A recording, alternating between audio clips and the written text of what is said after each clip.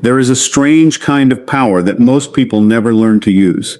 It is not the power to make someone obey you. It is not the power to dominate a conversation. It is not even the power to make someone like you. It is the power to remain in someone's mind after you are gone. Most people misunderstand what it means to be memorable. They think they have to say something impressive, tell better stories, look more successful, or constantly remind people that they exist. They try to control the impression they make, but the harder they try, the more obvious their effort becomes. And when people can feel that you desperately want their attention, your presence loses some of its psychological weight. The paradox is simple. The people who are most memorable are often not trying to be memorable at all. They are simply present. They are comfortable with themselves. They do not rush to fill every silence. They do not reveal everything about themselves within the first conversation. They do not constantly explain their intentions, justify their decisions, or seek approval after every interaction. There is something about them that feels unfinished, something that makes you curious to know more. That curiosity is powerful because the human mind naturally tries to complete incomplete information. When you encounter someone who gives you just enough to become interested, but not enough to understand everything, your mind begins doing part of the work for them. You start wondering about their story, their motives, their personality, their experiences, and what exists beneath the surface. This is why overshare can destroy intrigue. When you immediately tell someone everything about yourself, you remove the process of discovery. There is no mystery left to explore. You have given them the entire map before they have even developed an interest in the destination. This does not mean you should become cold, distant, or deliberately secretive. Real intrigue is not about hiding information. It is about having depth that cannot be understood in one interaction. You can be warm without being completely transparent. You can be friendly without becoming predictable. You can communicate openly without explaining every thought that enters your mind. Think about the difference between someone who constantly says, "Look how successful I am," and someone whose behavior quietly demonstrates competence. One demands recognition. The other creates an impression without asking for one. That distinction matters. When you stop trying to prove your value, people become more capable of noticing it themselves. Instead of telling everyone that you are disciplined, let your consistency demonstrate it. Instead of telling people that you are confident, become comfortable enough that you do not need constant validation. Instead of telling people that you are different, develop genuine interests, principles, and standards that naturally separate you from everyone else. Your goal should not be to make everyone fascinated by you. That is impossible, and trying to accomplish it will make you dependent on reactions. Your goal is to become so internally grounded that you no longer need to perform for attention. There is also power in allowing silence to exist. A person who is afraid of silence will constantly talk. They will explain, clarify, joke, ask another question, send another message, or add another sentence because they cannot tolerate the possibility that the other person might lose interest. But silence gives people room to process. Sometimes the sentence you do not say becomes more interesting than the sentence you could have added. Sometimes ending a conversation while the energy is still positive creates more curiosity than continuing until both people have exhausted every possible topic. The same principle applies to your availability. If someone can access your attention every second of every day, your attention becomes ordinary. But when you have your own goals, responsibilities, interests, and direction, your presence carries more weight because it comes from a life that already has meaning. The strongest kind of intrigue comes from authenticity combined with restraint. You are not pretending to be mysterious. You simply understand that people do not need immediate access to every part of you. You allow them to discover you gradually through experiences, conversations, decisions, and patterns of behavior. And the more people discover naturally, the more their curiosity has a reason to continue. People rarely remember every word you say, but they often remember how they felt when they were around you. This is one of the most important principles of human psychology, because emotion gives an experience significance. A conversation can be forgotten within minutes when it feels ordinary, but a simple interaction can remain in someone's mind for years when it creates a strong emotional response. This means that if you want to become memorable, your goal should not be to constantly impress people. Your goal should be to create an experience that feels different from the ordinary interactions they have every day. Most people enter conversations thinking about themselves. They are thinking about what they should say next, whether they sound intelligent, whether the other person likes them, or how they can make themselves look impressive. Their attention is focused inward. And because they are focused on managing their own image, they often fail to notice what is actually happening in the other person. A more powerful approach is to become deeply attentive. Listen to what people say, but also pay attention to what seems important to them. Notice the subjects that make their voice change. Notice what they become excited about. Notice what they avoid discussing. Notice the small details they mention casually.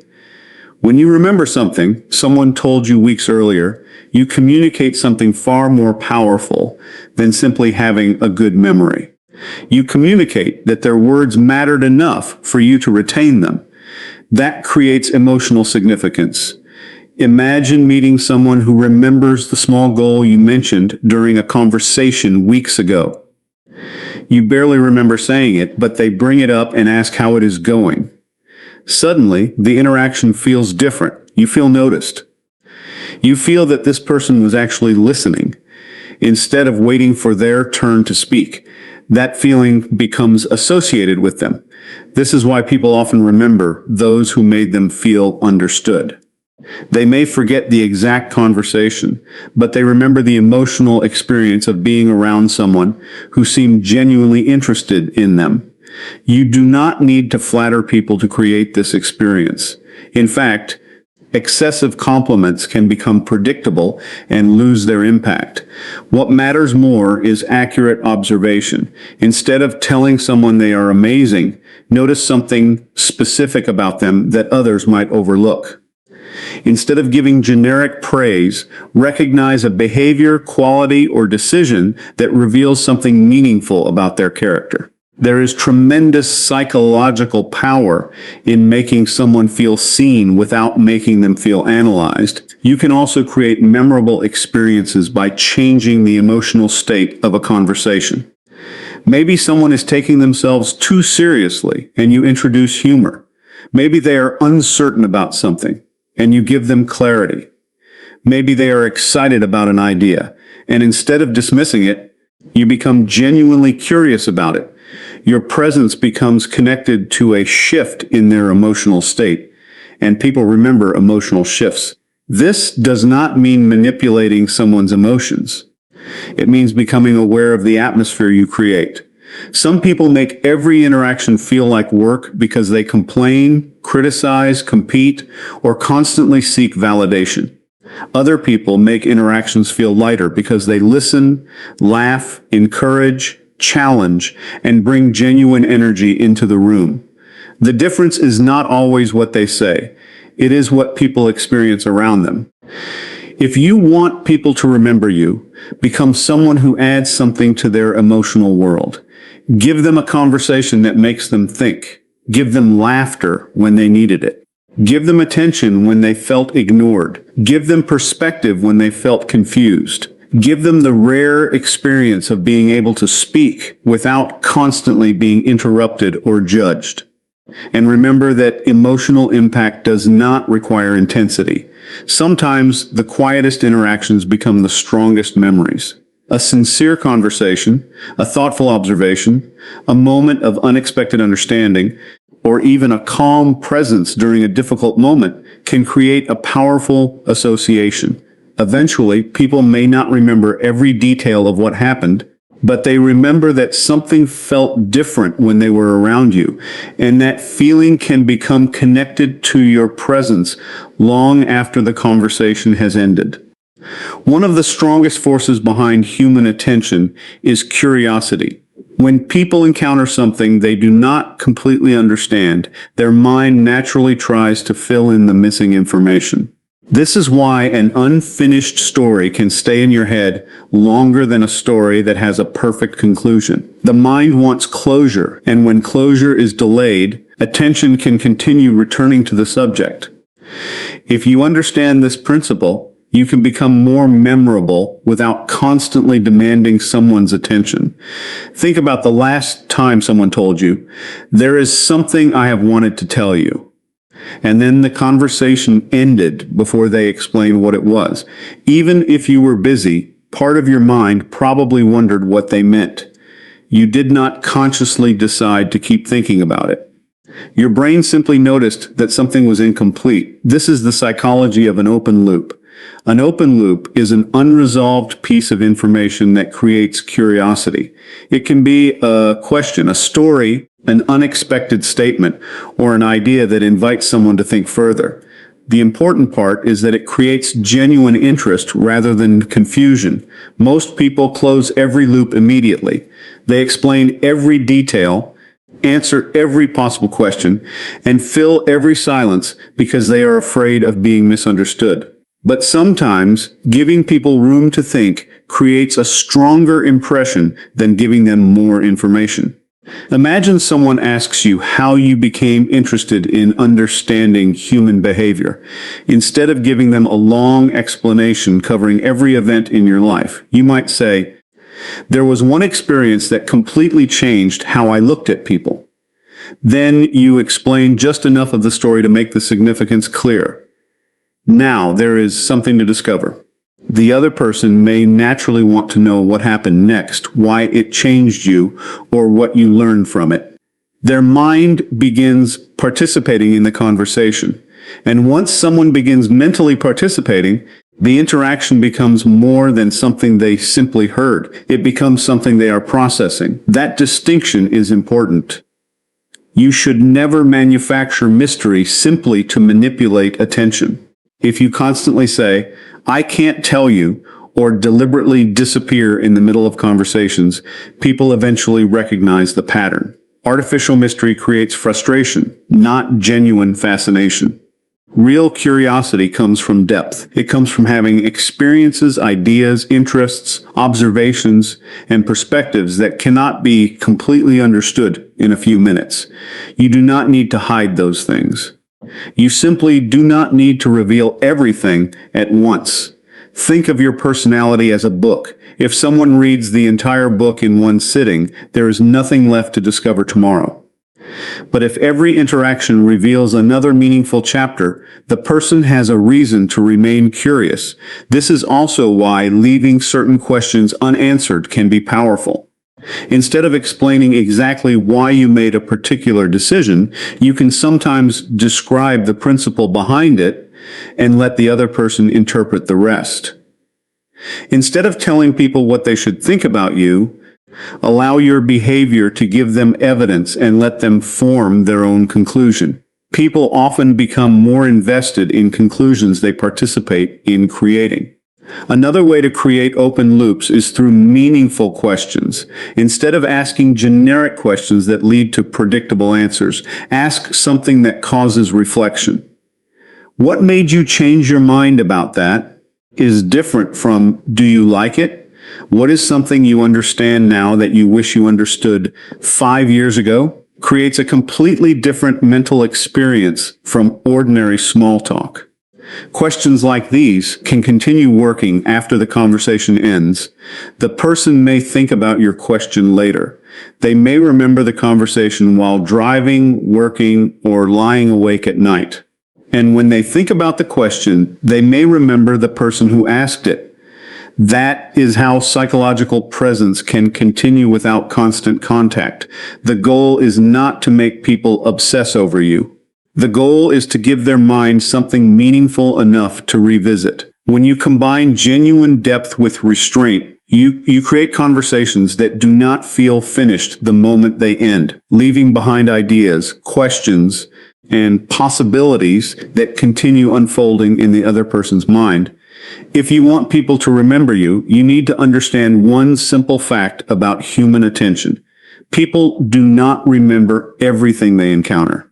The mind filters constantly. Every day, people see hundreds of faces, hear countless voices, read messages, watch videos, and experience thousands of small moments. Most of this information disappears almost immediately. What survives is what feels different, meaningful, emotionally relevant, or connected to something distinctive. This is why being distinctive matters. You do not have to be the loudest person in the room.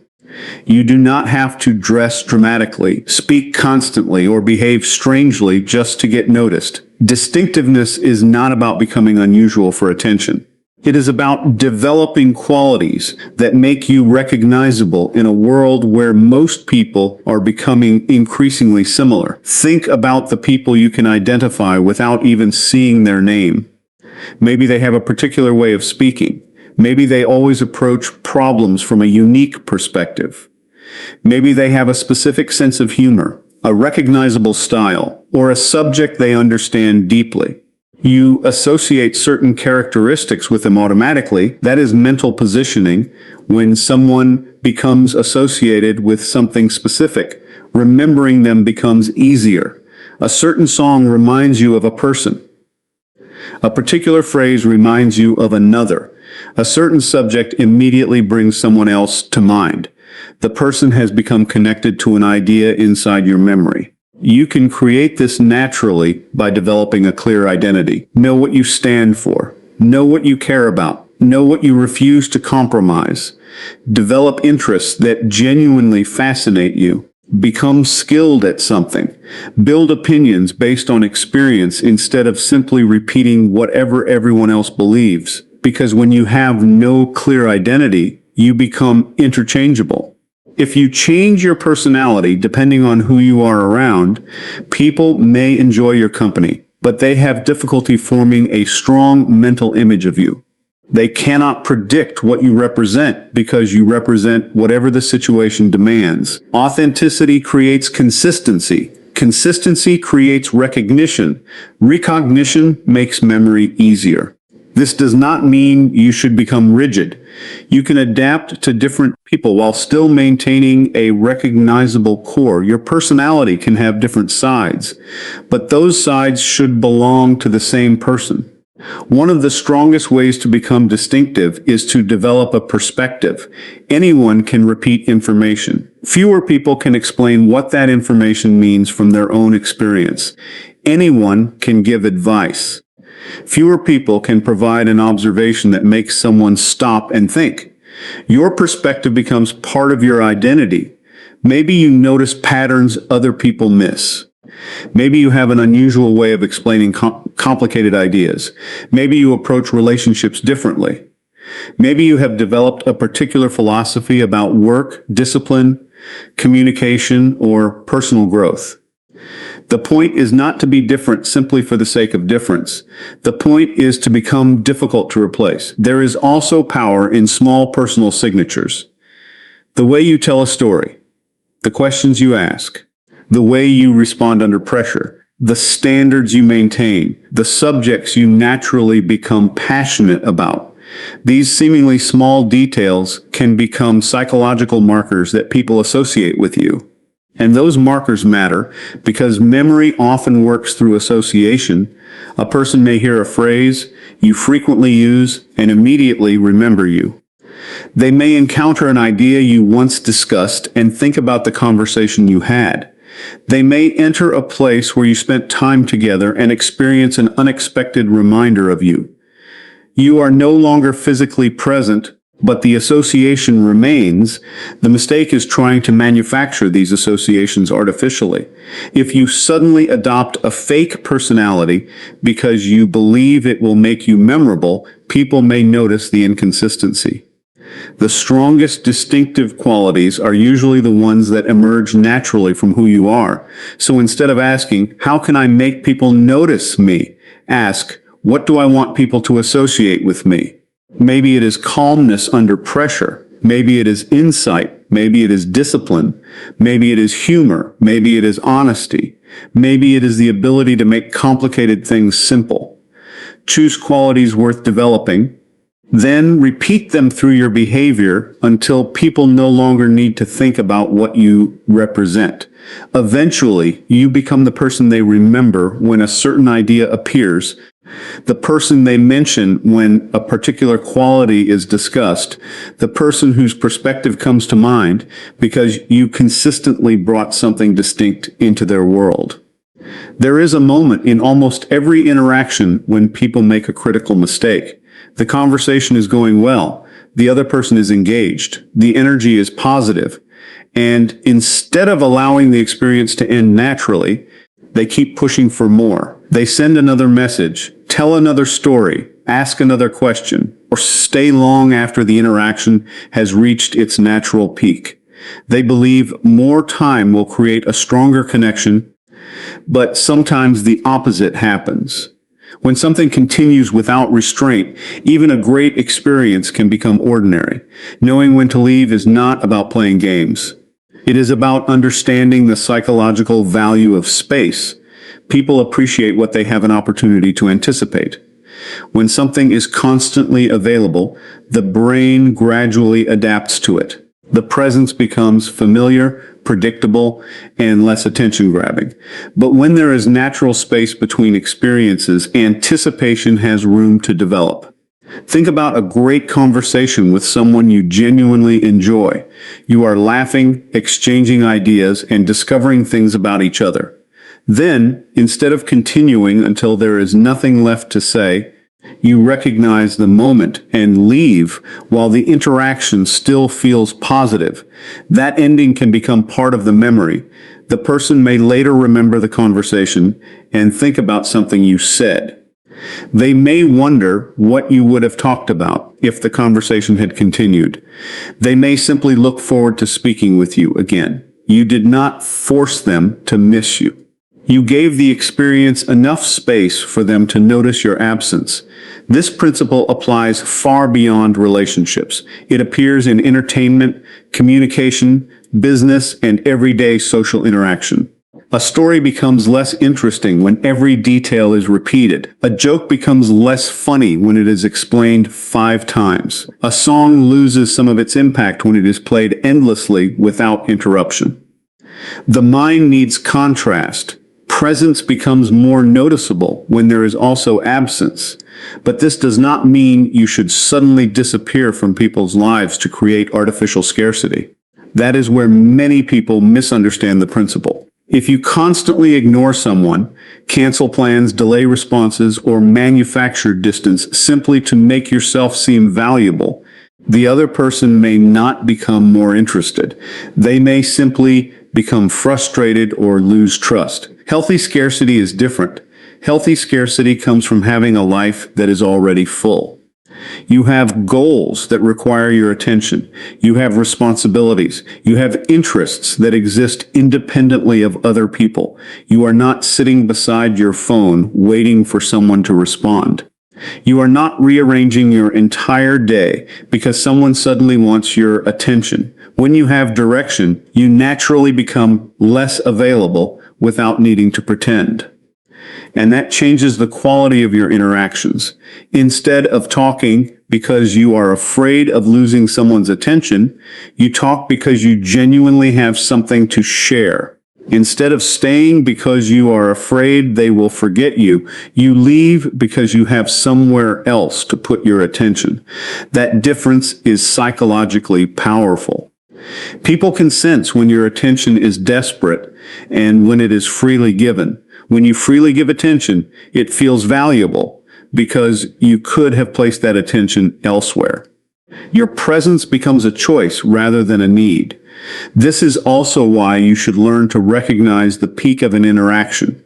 Pay attention to moments when the conversation has reached emotional or intellectual intensity. Sometimes that is the perfect time to end it. You do not need to squeeze every possible minute out of a positive experience. Leave some energy behind. Leave something to continue later. Leave while the interaction still feels alive. The same principle applies to digital communication.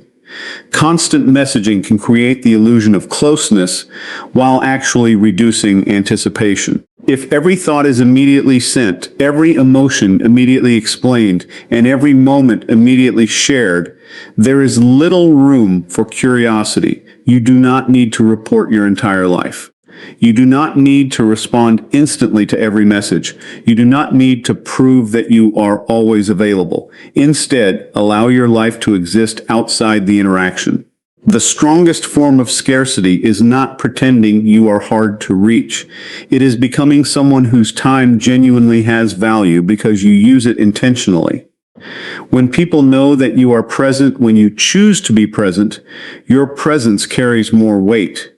And when you leave an interaction at the right moment, you are not creating rejection. You are creating space for memory, anticipation, and curiosity to do their work, allowing the experience to remain psychologically alive even after you are no longer there. The most powerful way to become memorable is to stop trying so hard to make people think about you, and instead create interactions that make them think more deeply about themselves. People are naturally focused on their own experiences, emotions, goals, fears, memories, and future.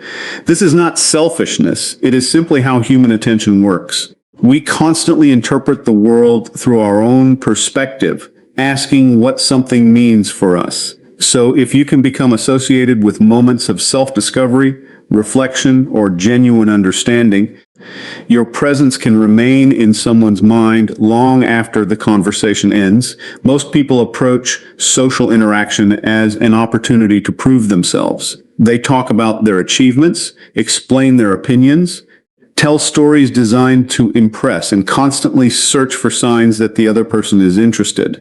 But there is another approach that is far more memorable. Instead of asking, "How can I make this person impressed by me?" ask, "How can I help this person understand something about themselves?" That shift changes everything. Imagine speaking with someone who remembers a small detail you mentioned weeks ago. They bring it up at exactly the right moment and ask how it turned out. Suddenly, you realize that they were not simply waiting for their turn to speak. They were actually listening. You feel noticed. You feel understood. And because the conversation has revealed something about your own life, you are likely to remember the person who created that experience. This is why meaningful questions are so powerful. Most questions produce predictable answers. What do you do? Where are you from? What do you like? These questions are not necessarily bad, but they rarely create a memorable psychological experience. A deeper question can cause someone to pause and examine their own thoughts. What made you choose that path? What changed your mind about it? What is something you understand now that you didn't understand 5 years ago? What do you think you are better at than most people realize? Questions like these shift attention inward. The other person begins exploring their own experiences, and you become part of the context in which that reflection happened. You do not need to give them advice every time. Sometimes the most powerful thing you can do is listen carefully enough to help them hear their own thoughts more clearly. There is also a difference between making someone feel analyzed and making them feel seen. People generally do not want to feel like they are being studied. They want to feel understood. So instead of making dramatic judgments about someone's personality, reflect something specific and observable. You seem to become much more energetic when you talk about that. You mention that twice, so I get the feeling it matters to you. You sound different when you talk about that goal. Simple observations can cause someone to notice patterns they had never consciously recognized. And once they notice the pattern, they may continue thinking about it after the conversation. That is where your presence becomes associated with self-reflection. You can also make people think about themselves by challenging them respectfully.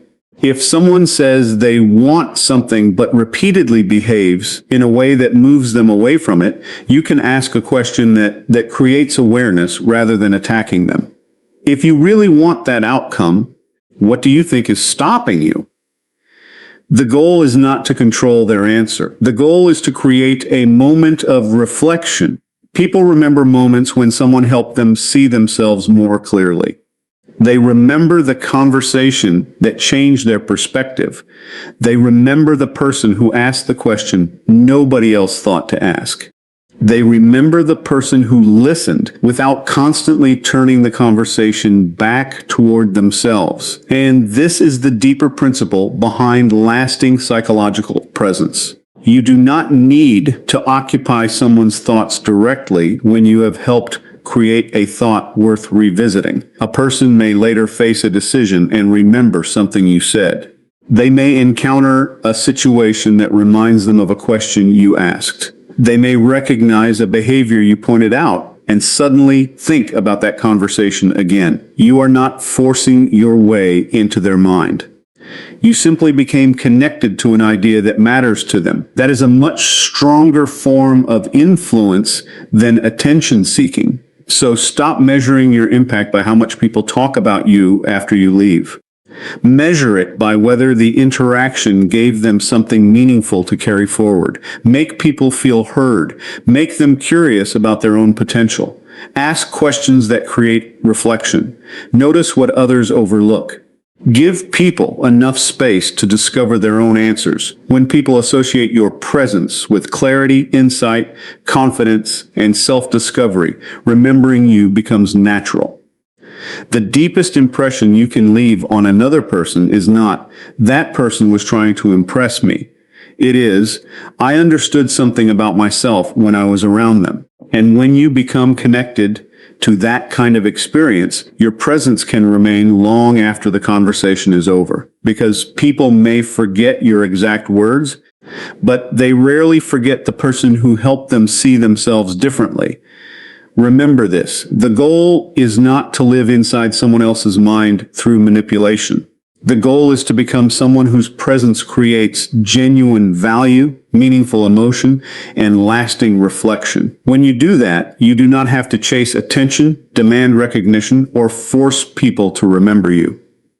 Your impact speaks for itself, and your absence becomes noticeable because your presence meant something.